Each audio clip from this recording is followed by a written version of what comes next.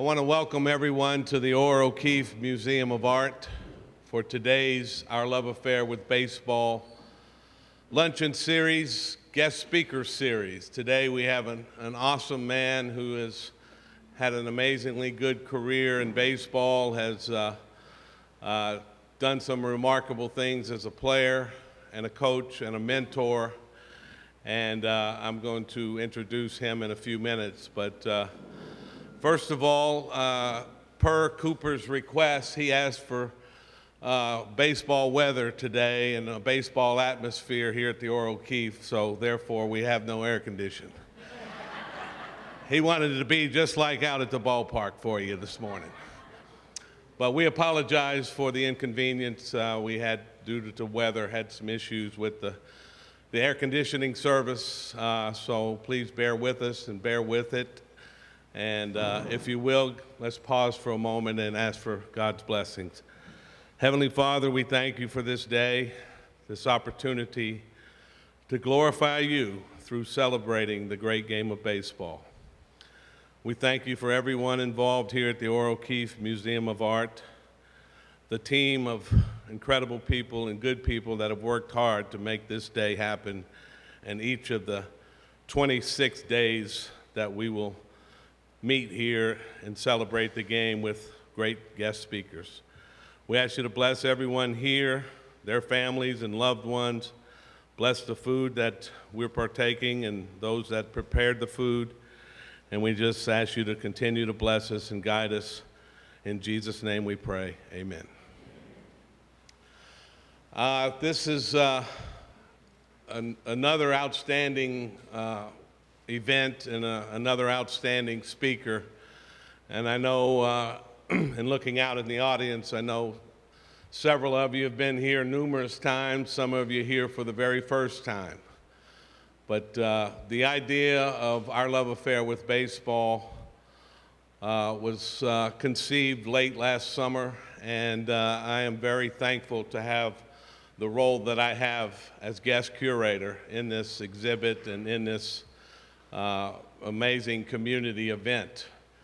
For those of you that have not gone to the exhibit halls and checked out the exhibits, I encourage you to do so before you leave campus today.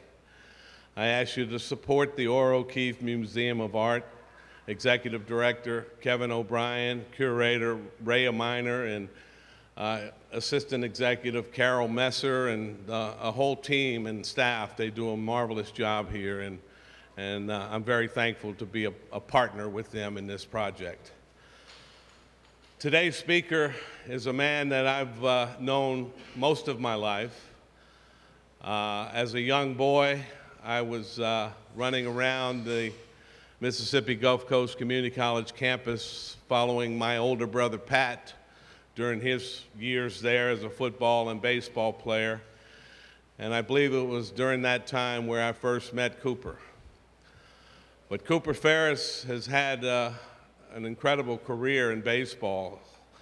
He, like myself, graduated from Delta State University and had the extreme pleasure and blessing of playing for Dave Boo Farris during his playing days. But he also, prior to playing for Coach Dave Boo Farris, he played for his dad, Coach Ken Curly Farris at Gulf Coast Community College, or Gulf Coast Junior College as it was called back then.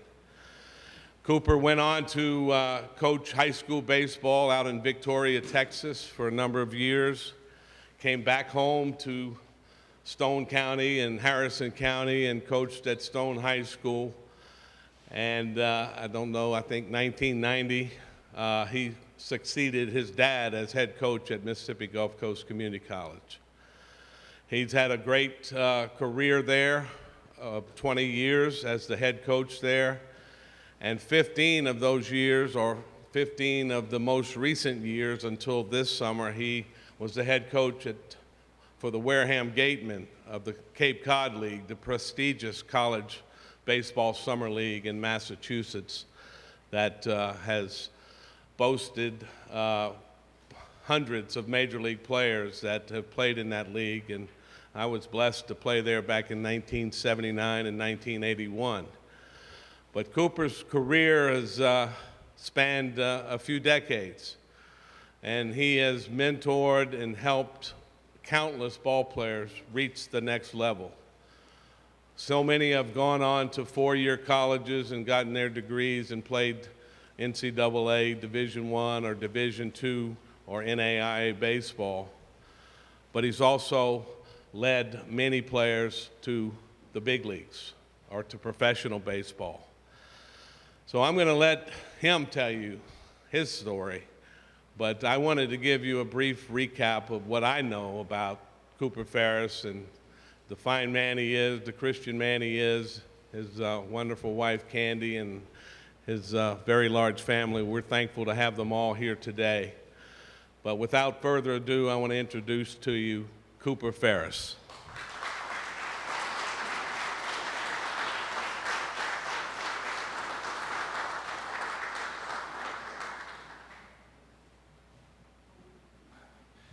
Wow, what a great day. Thank you all for coming out today. Thank you for the museum. And Barry, thank you for having me in this. I know you've got some great speakers. I've been to a few of them, and know you got a great one coming next week. So, you know, the big thing today that I want this to be more about y'all than me. You know, everybody here has had a big impact on my life, and you know, going back to my dad, you know, I don't know if I'd be standing here right now without what he did for me. And Coach Seco, thanks for hiring me at Gulf Coast. I appreciate that. I know you hired my dad. Y'all got my dad in there too, but I appreciate that. And you know, there's a lot of people here that mean a lot to me. I see a lot of folks from Mr. Ainsworth getting me back at Stone County. I saw him here, and you know, I just, you know, there's a lot of things I'll talk about. Barry hit on a lot of them, but I want to go ahead and do that. I've got some players here that played for me. I think a lot of them are at Coach's Clinic up in Jackson this week, but Hawk's here, and Hawk, stand up there, buddy. And I don't know if JC, where you at?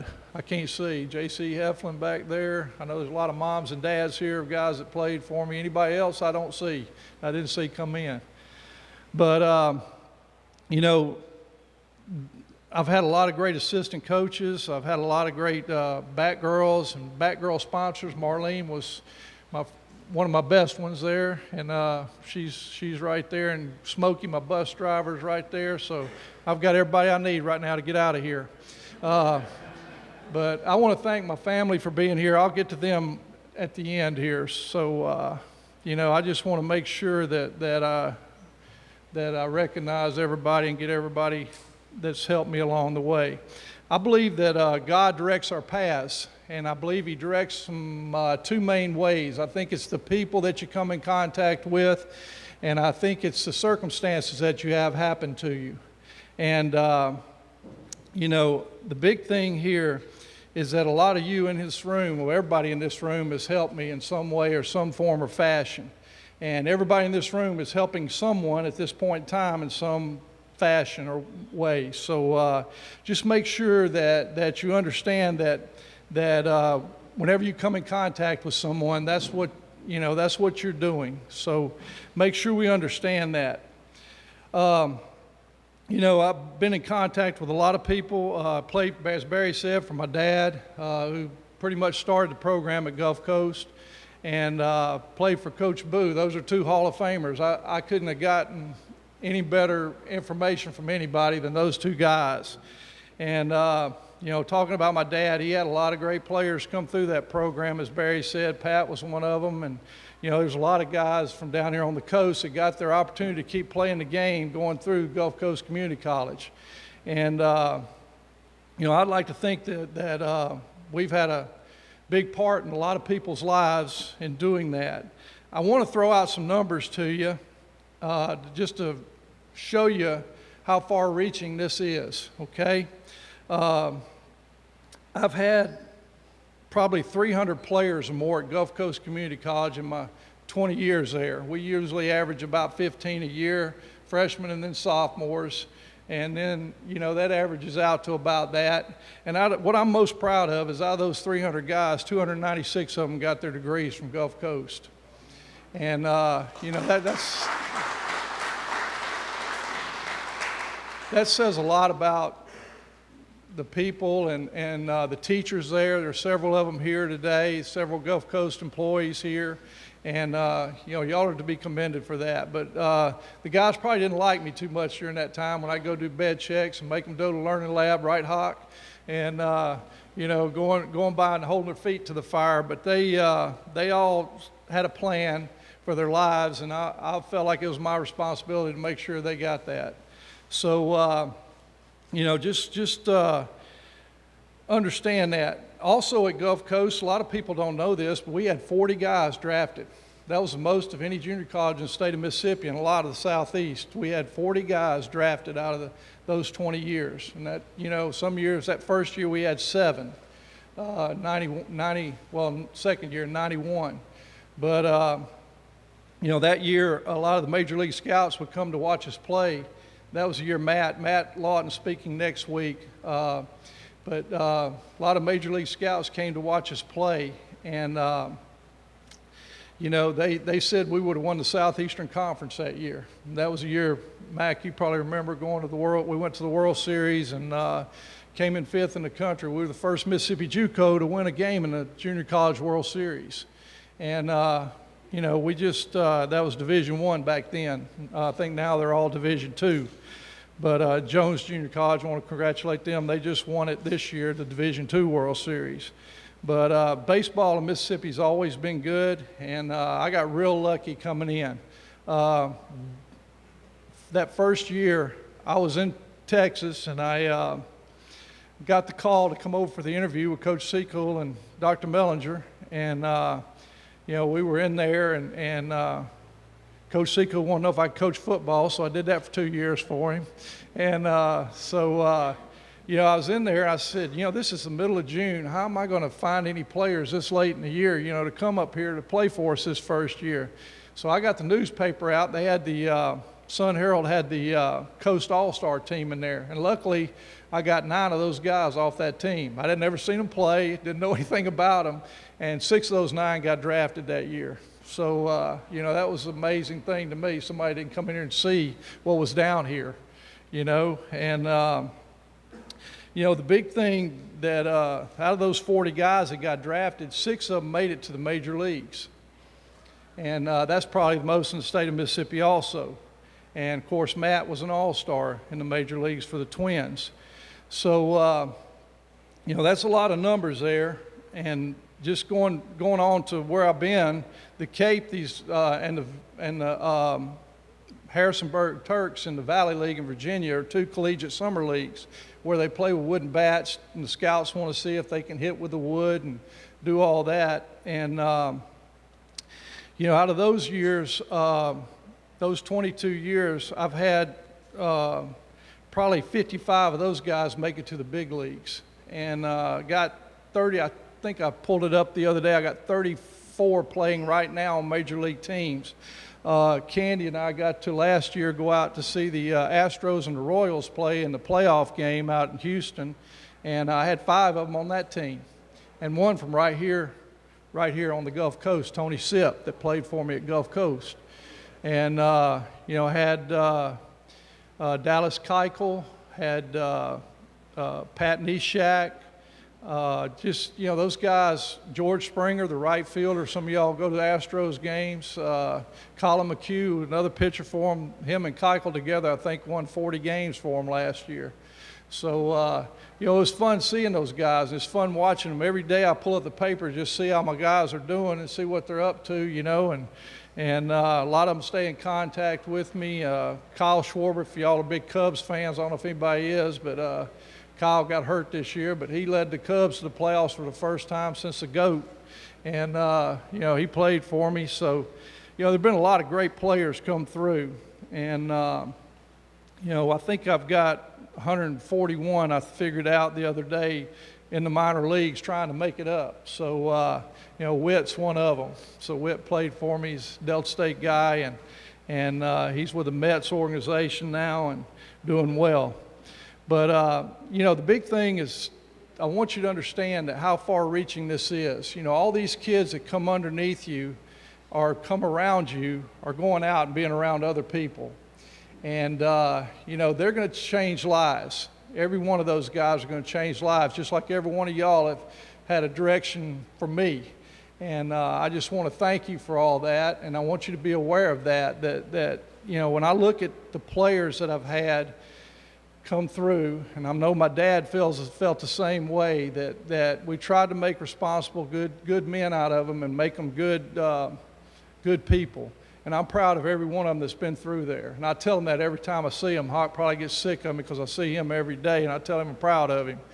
But, you know, the thing that, you know, really makes me happy is I've got 21 guys coaching at the high schools on the Mississippi Gulf Coast that played for me.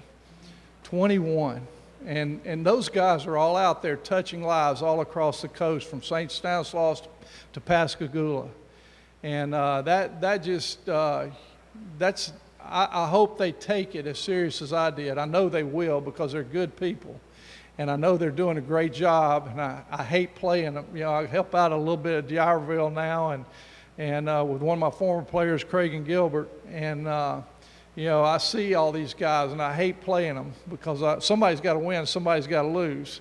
And hopefully it's me that wins. But, you know, I'm real proud of those guys. I'm real proud of what they do and what they've done. And, you know, the next thing that, you know, I think about, you know, I've coached Cy Young Award winners. I've coached National League MVPs. I've coached All-Stars. I've coached, you know, I've coached a World Series MVP. You know, it's you look back on all this, you say, wow, you know, those guys, you know, are doing so well for themselves. But, you know, the other thing that you look at is I got guys that are doctors and lawyers and teachers, and, you know, they're all out there touching lives every day. And you know, I'm real proud of all those guys that have come through there. And every time I see each one of them, I tell them that. And, you know, I just wanted to make you aware that this thing has started out just a little thing, and now it's spread all across the coast and all across the world. You know, so, you know, the big thing is just make sure we understand that we are in people's lives, and people do look up to us, and no matter what we say, sometimes it's just a smile. It's all you need, you know, to do that. I love the title of this presentation, A Love Affair. A love affair. That's exactly what it is. It's a love affair. And I got to thinking, when did it begin for me? And I was thinking back to Wiggins, Mississippi, Mr. Ainsworth, at that Little League field up there in the 1960s. And I remember getting my first Little League uniform from Wiggins Paper Company, Doc. Wiggins Paper Company. And it was cotton. It was hot as heck. I mean, it was ugly looking. It was heavy. It weighed more than I did, I think. But I remember getting that thing, and I was so excited when they handed them out. And I think most of you guys here, Bill, that know this, that played ball, y'all remember getting that first one, don't you? Don't you? And you were so excited. I put mine on and wore it for 3 days. It was 98 degrees outside. And, you know, I couldn't, yeah, I didn't want to take it off. I slept in it. And, you know, I just, every time I see a uniform or put one on, I still get that feeling. Even though I'm not playing, I still get that feeling. And, you know, everybody says I was too intense, and everybody says I was too, but hey, put that uniform on, you know, and that does it. And I remember we played 12 Little League games, and I remember crying when they got rained out. Now they play about 50 a week, I think.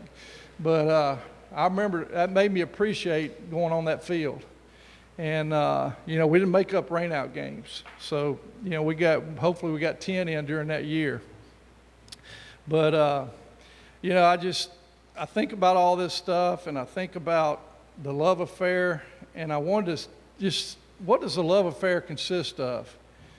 The first thing it consists of is excitement. And that's what I just talked about, putting that uniform on.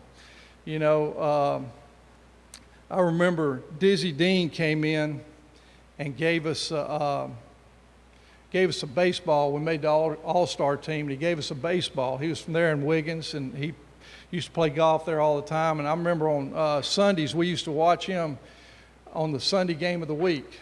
That's the only game you'd see. You don't turn, like today, you turn it on, you can watch 50 games at one time if you got that many TVs.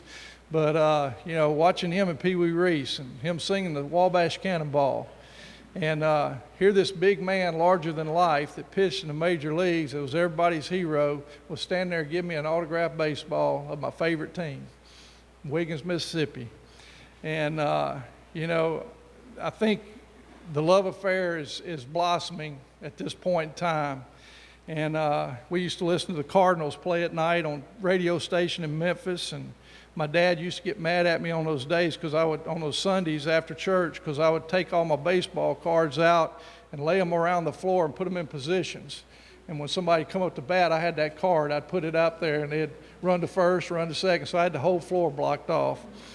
And, you know, that's where the love affair began for me.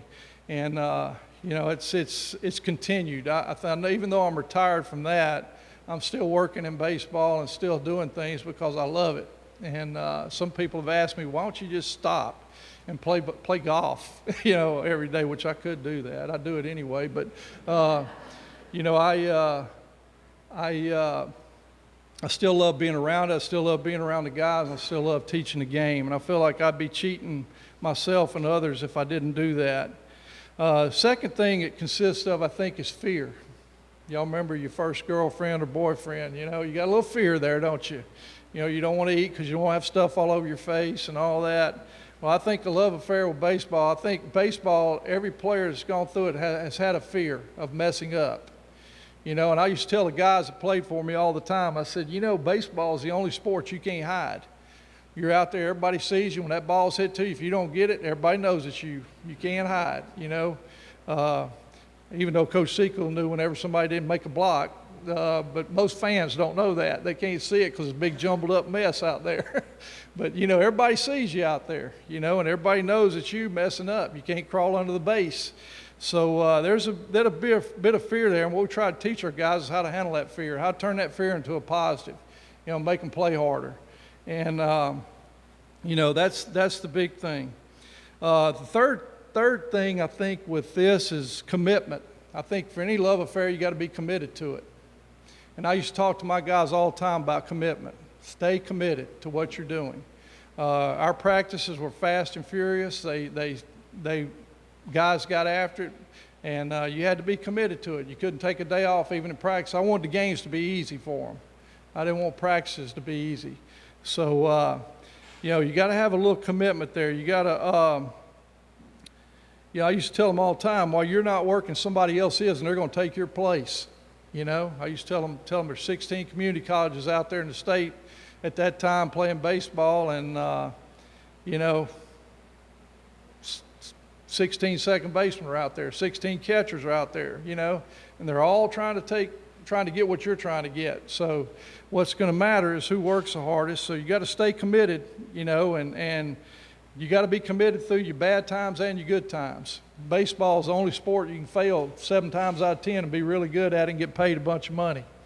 And, you know, you got to be committed to what you're doing, you know, because a lot of times when things fail, people quit.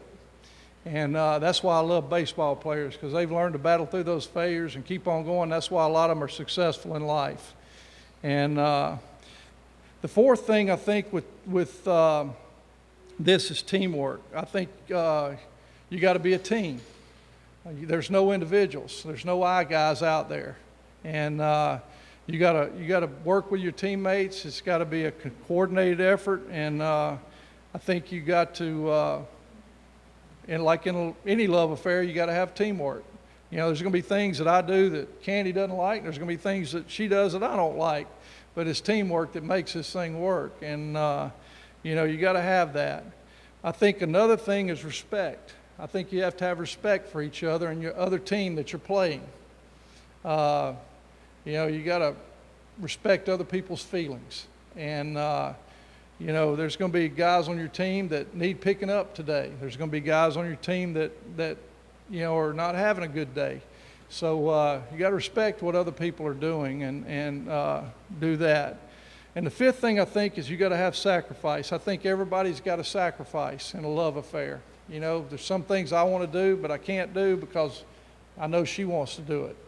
And in baseball, the same thing. It's the only sport where a sacrifice is sacrifice bunt is appreciated. And, everybody's got a sacrifice.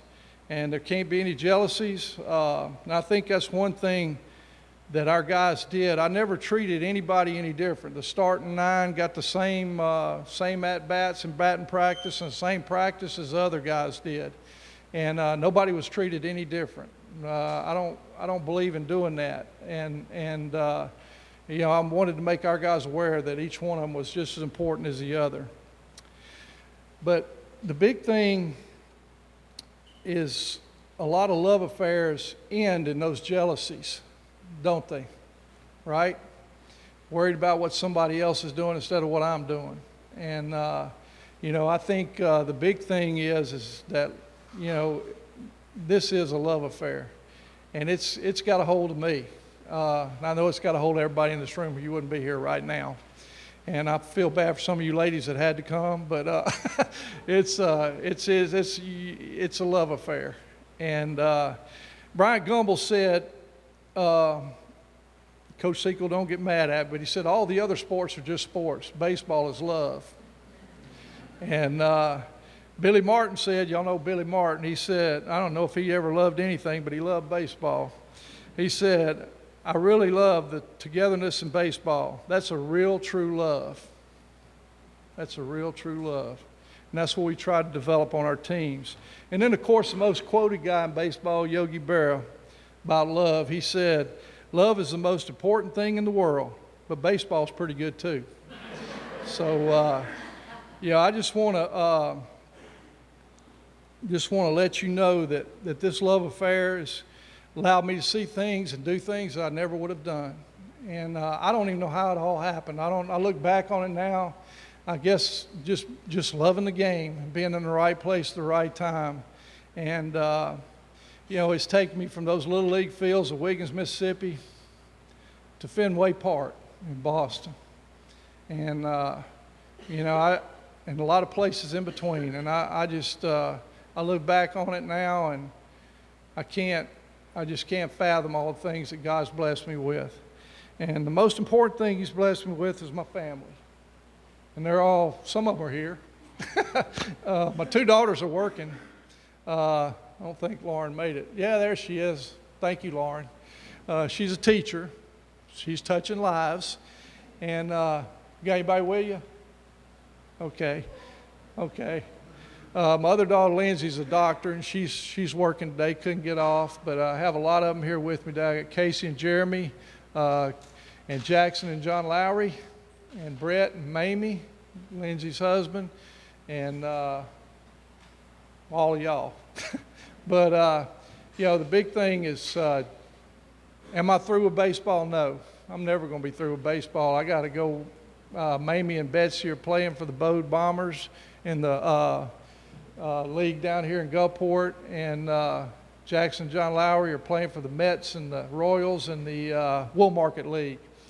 And all of them are coaches too. So y'all know what's fixing to happen, don't you? Grandpa's fixing to get back in the picture. So, I just encourage y'all to all come out and, watch baseball and stay involved in the game. And Barry, I just can't thank you enough for all this that's going on here. It's amazing. If you hadn't been over there, go over there.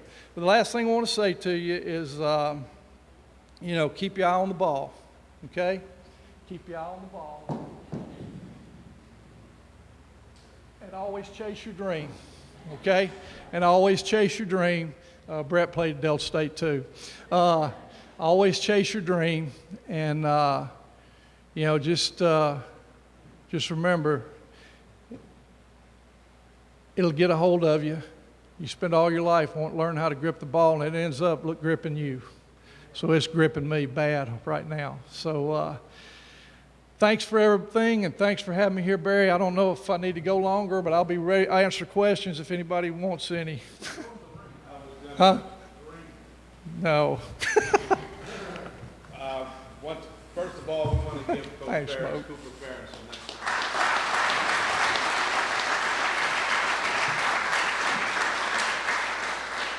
I know we have some questions in the audience, so Cooper, we got some time, and it's just starting to feel good and warm in here right now. Let's have some questions for Cooper. He's had an amazing career in the game. As he said, he's not done yet, but please let him know, let him hear from you. All right, Mr. Ainsworth. I don't have a question, I have a statement.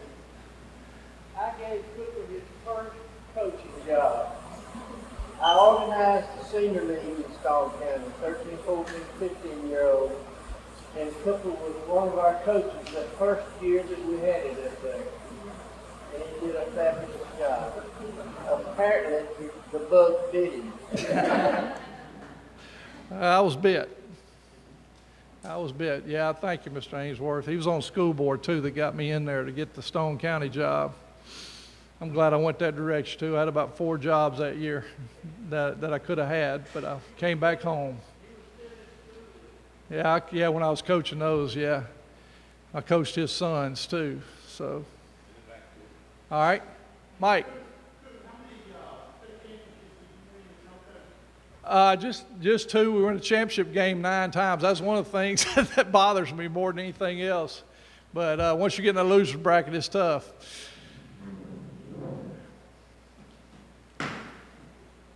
Anybody else?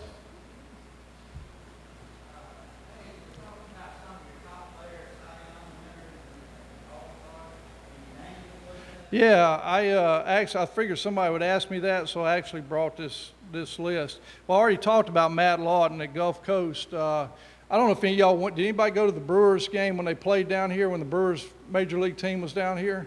Okay, do you remember Aaron Hill, the third baseman for the Brewers? He's been traded now to the Red Sox. I just talked to him the other day. But Aaron Hill was an all-star with Toronto. I had, Dallas Keuchel won the Cy Young Award last year for the Astros. Gosh, there's so many of them out there. I'm going to leave somebody out. Y'all remember David Eckstein at Cardinals World City, a little shortstop? Couldn't throw it from here to that door over there, but he learned how to play baseball.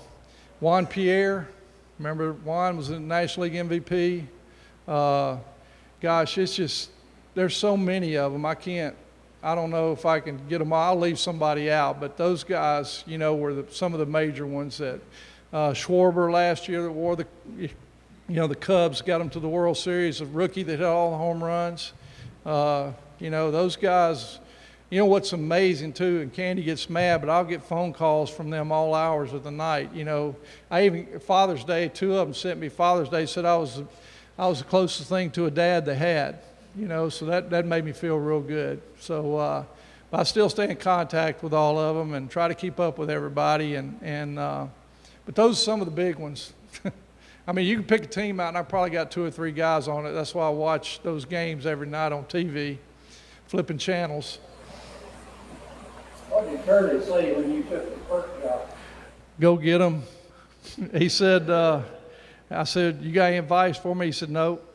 So he just kind of got me out there and told me to go get them. But he did show up every day, make sure I didn't mess anything up. So much baseball. Shoot, hot. The movie Moneyball came out a few years ago, and I thought it was a great movie. I know you've done some scouting in the past, and during that movie, we got a little insight of what the war room was like in those scouting things. And I heard that you had an opportunity to be in the war room during draft day. I don't know if you do it every I've been doing it with the Mets for the last 4 years. That was a ring Smokey was talking about. We won the National League last year, and they gave all the scouts a ring too.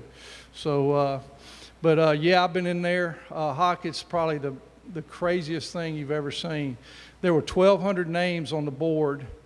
They flew me down to Port St. Lucie probably the first week of June, and the draft was, I think, on the 9th.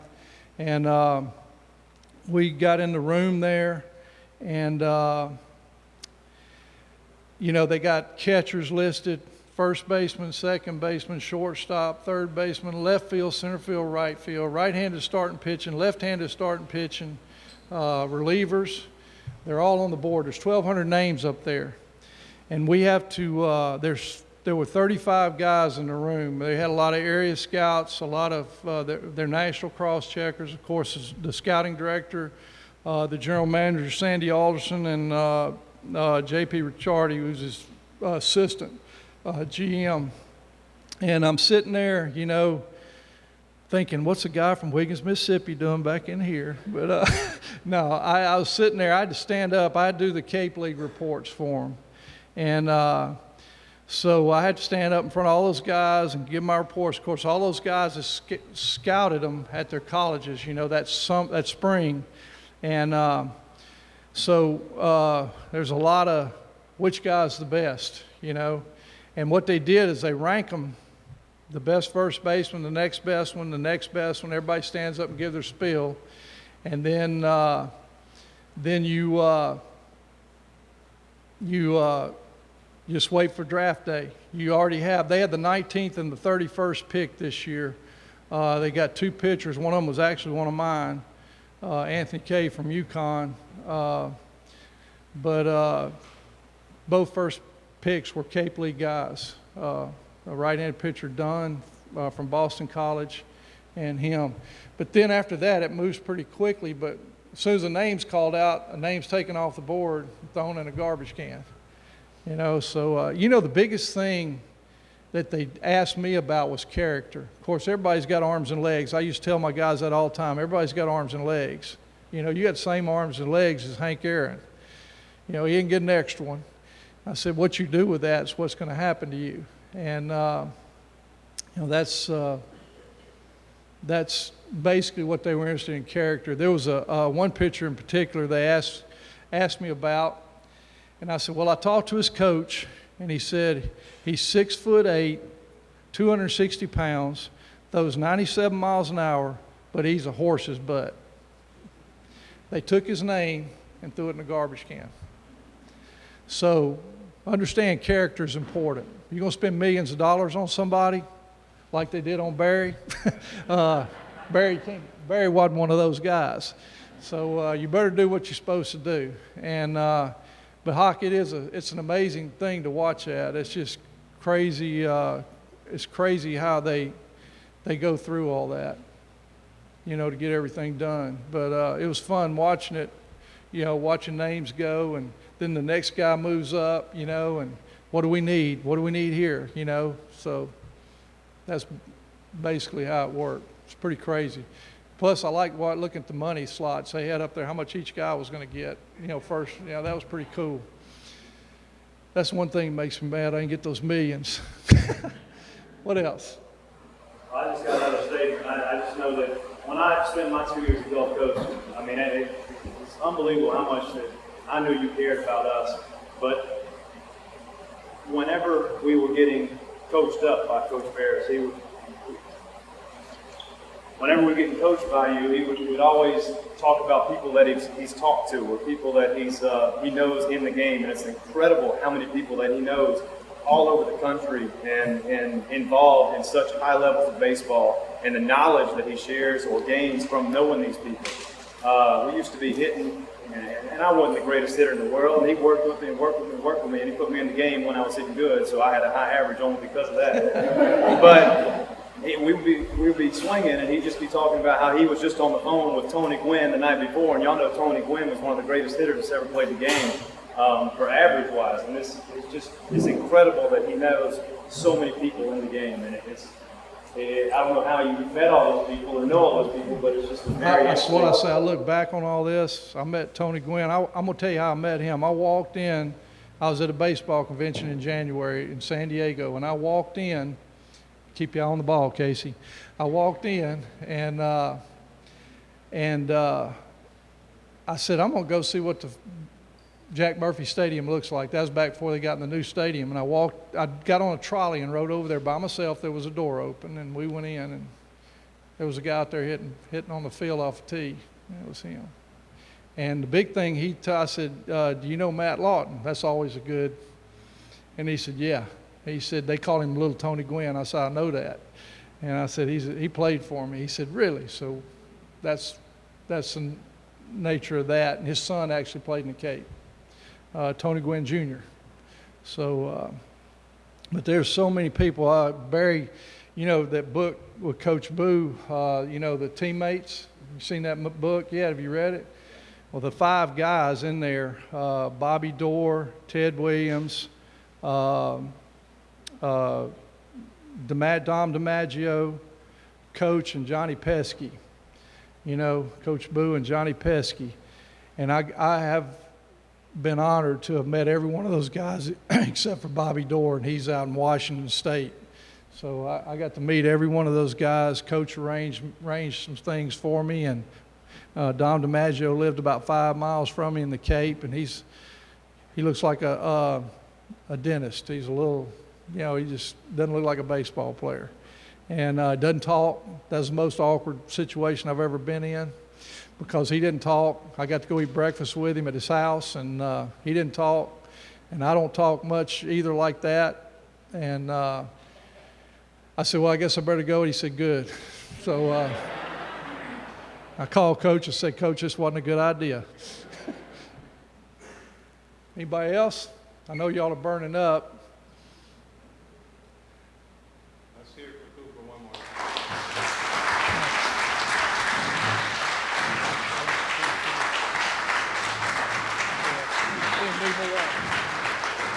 Go ahead and grab a seat. I'm going to take it. If you would, give me just a moment or two, please, before we let you back out into the cool air.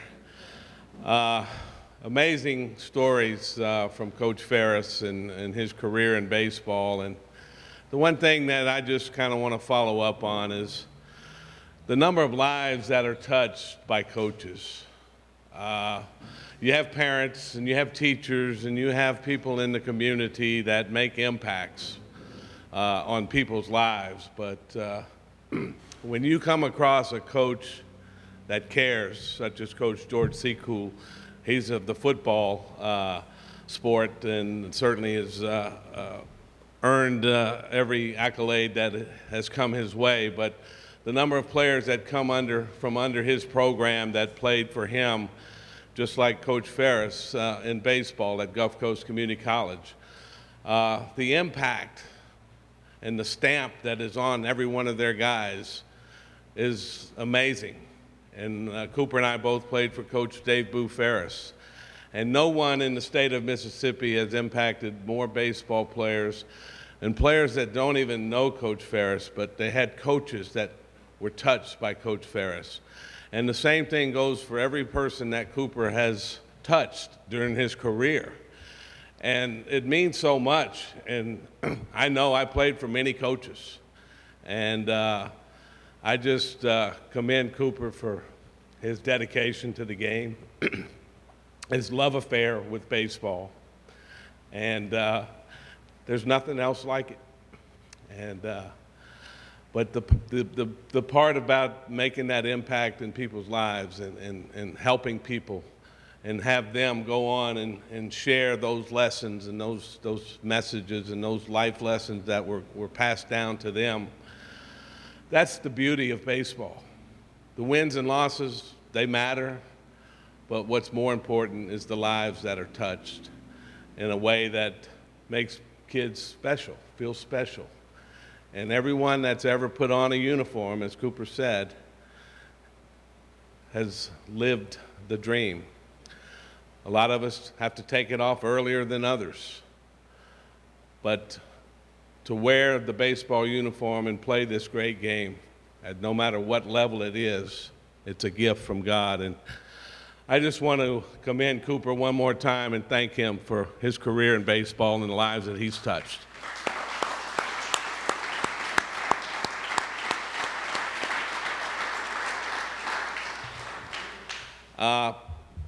I'm sorry that I failed to honor and thank our sponsors today, and I had a list up here, and I don't know what happened to it. I think it got caught in Cooper's book.